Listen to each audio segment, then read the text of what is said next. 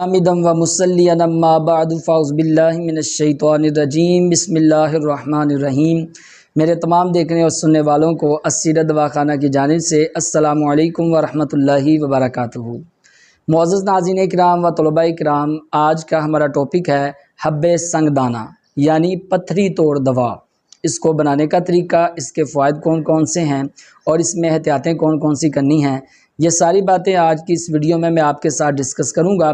اس سے پہلے میں آپ سے ایک چھوٹی سی گزارش کروں گا کہ اللہ کی رضا حاصل کرنے کے لیے، ثواب پانے کی غرض سے درود پاک کی فضیلت سن لیں۔ اللہ کے آخری نبی حضور خاتم النبیین صلی اللہ تعالیٰ علیہ وسلم نے ارشاد فرمایا کہ جس نے مجھ پر ایک مرتبہ درود پاک پڑھا، اللہ پاک اس کے لیے ایک قرات اجر لکھتا ہے، اور ایک قرات جو ہے یہ احد پہاڑ جتنا ہے۔ تو آپ بھی پڑھ لیجئے، صلو علی الحبیب صلی اللہ تعالیٰ علی محمد صلی اللہ تعالیٰ علیہ وصحبہ وبارک وسلم۔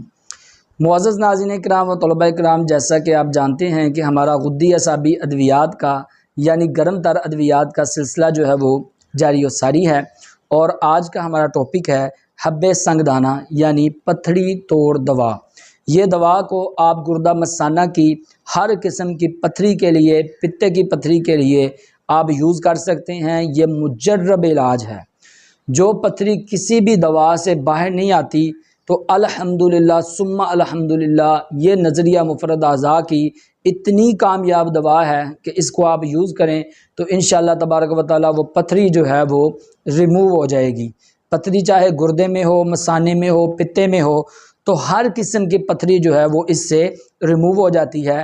اسی لیے اس دوا کو ہمارے بزرگوں نے اس دوا کو پتھری توڑ کا نام دیا ہے۔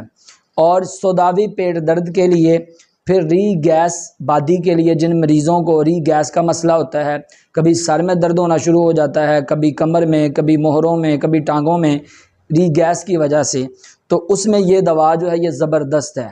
اور پھر وہ مریض جن کو گردے کا درد ہو، مریض تڑپتا ہوا آپ کے پاس آئے، میرے پاس مریض تڑپتے ہوئے آتے ہیں، تو ایک کیپسول جب اس دوا کا دیا جاتا ہے تو اللہ کی رحمت سے مریض اسی وقت جو ہے وہ سکون میں ہو جاتا ہے۔ ہر طرح کی قبض میں اور بد ہضمی میں بھی اس دوا کو آپ یوز جو ہے وہ کر سکتے ہیں۔ آئیے اس دوا کے اجزاء جو ہیں وہ آپ نوٹ کر لیں۔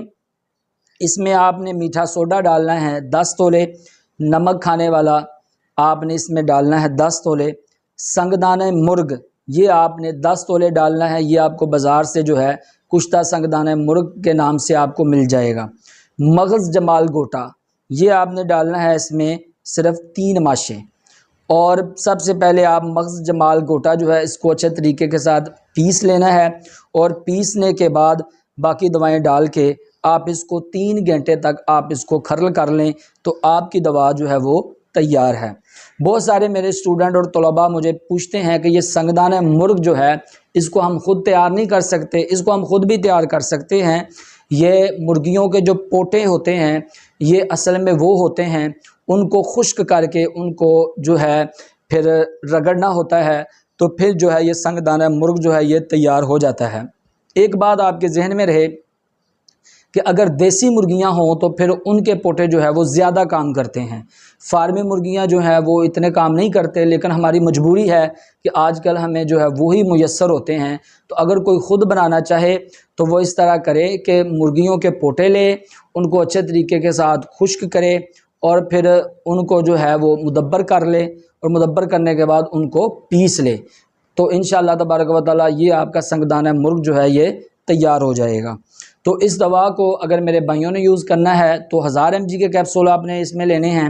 اگر میری بہنوں نے یوز کرنا ہے تو 500 mg کے کیپسول جو ہے وہ آپ نے لینے ہیں۔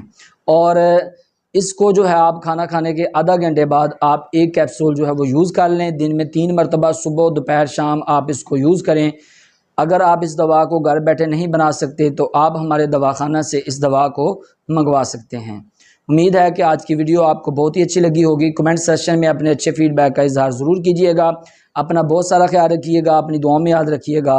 انشاءاللہ عز و جل پھر ملیں گے نیکسٹ ویڈیو میں، تب تک کے لیے میں آپ سے اجازت چاہتا ہوں۔ اللہ حافظ۔